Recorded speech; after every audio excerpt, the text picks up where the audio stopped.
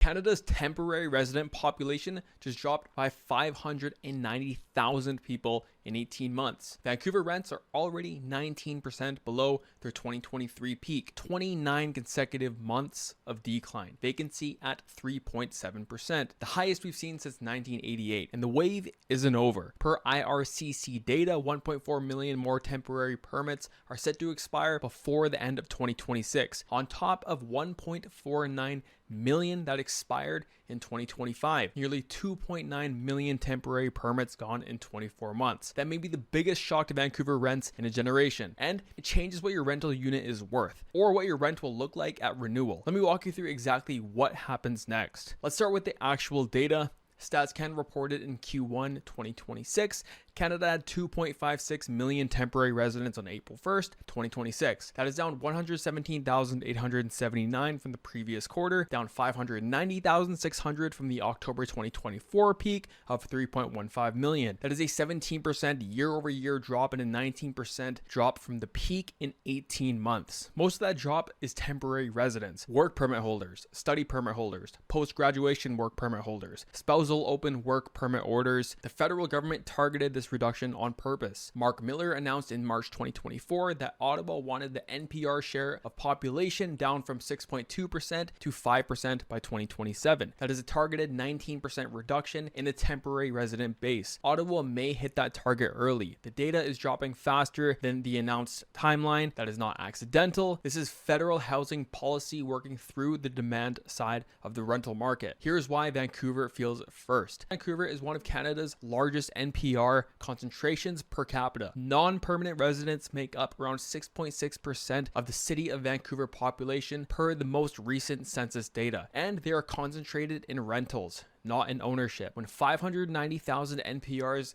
leave the country, the impact is the heaviest in cities where they were the densest: Vancouver, Toronto, Montreal. Vancouver has already felt the impact. The rental data is public, so let me show you. Rentals.ca published the July 2026 National Rent Report. Metro Vancouver one-bedroom average is $2,089 per month, down $143 year over year, a 6.5% decline, the fastest falling rent market in Canada. The BC government reported in May 2026 that Metro Vancouver rents have declined year over year for 29 consecutive months. Rents now sit approximately 19.4% below the September 2023 peak. For a typical Vancouver one-bedroom, that is roughly $500 to $650 per month lower than the peak. CMHC also published the 2025 rental market report in December 2025. Purpose-built rental vacancy in Vancouver, 3.7%.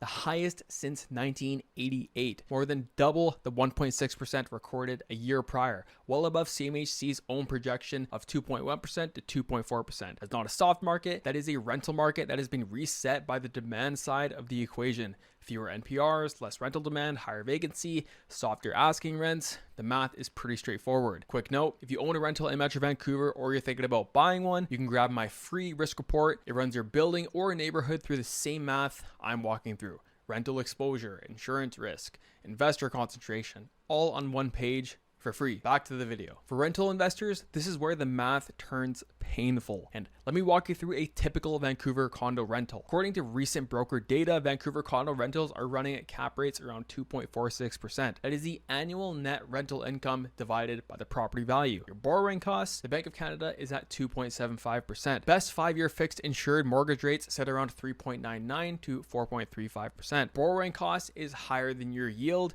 That is called negative leverage. Every month you carry the unit, you may lose money. Rent may not cover mortgage plus strata, plus taxes, plus insurance, plus vacancy allowance. The gap has to come from somewhere, usually your own savings, sometimes a line of credit, sometimes a refinance that adds to the debt. For rentals purchased at peak prices in 2021 or 2022, the gap may be $500 to $1,500 per month, every single month for the foreseeable future. Some Vancouver investors are already listing. I cannot cite a hard stat can number on forced sales, but broker reporting and MLS activity suggest the pattern is starting to build. The forced sale wave in the investor stock is real, is happening in the Metrotown high-rise stock, the Uptown New West investor pocket, older investor towers in Richmond. You've heard me cover these before. Let me give you the real numbers on a typical case. A 2-bedroom Metrotown condo bought in 2021, purchase price $780,000, down payment 20%, mortgage $624,000 at 1.79% variable, original monthly payment about $2,590. Rent in 2021,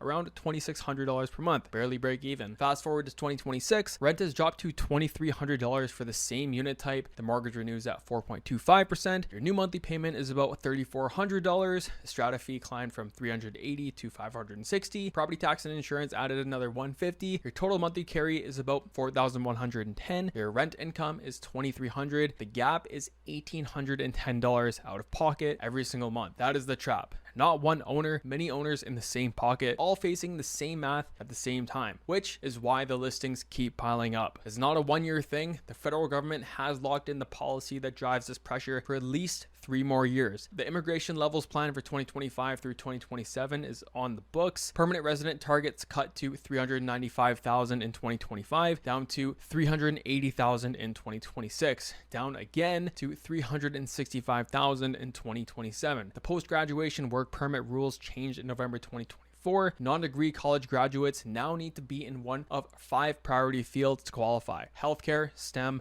trades, transport, agri-food. Every other field of study lost automatic PGWP access. The temporary foreign worker program also changed. The low wage cap was cut from 20% down to 10% in September 2024. LMIAs are now being refused in cities with unemployment above 6%. The 2025 TFWP target sits at just 82,000 entries. Every one of those policy changes reduces the flow of new temporary residents in Canada. Every one of them reduces future rental demand in Vancouver. The wave is not just the 590,000 who have already left. The wave is the 3-year policy runway that keeps the flow reduced. That is the structural piece. Let me tell you what the downstream effects look like on the ground.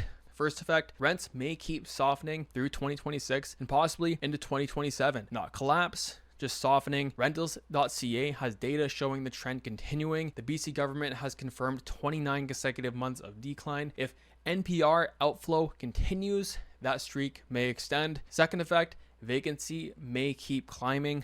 Vancouver went from 1.6% vacancy in 2024 to 3.7% in 2025. That is more than double in 1 year. If NPR outflow continues, vacancy may hit 4% or higher in 2026. That is a level Vancouver has not seen in almost 40 years. More negotiating power, longer times between tenants for owners. Third effect, investor cash flow tightens.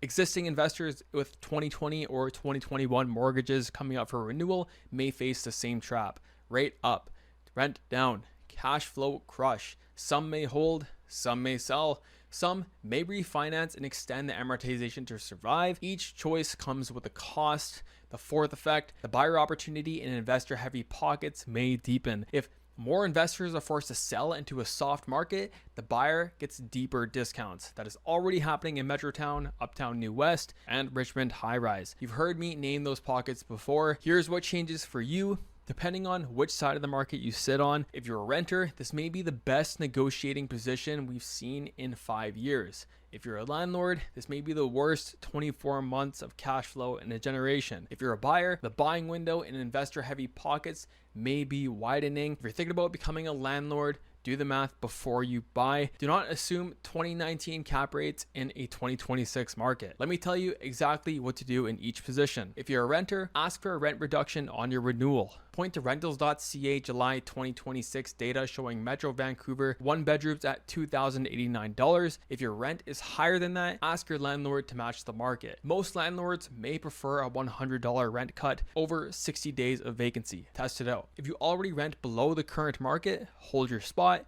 You're already winning. If you're a landlord, run the actual math on your specific unit.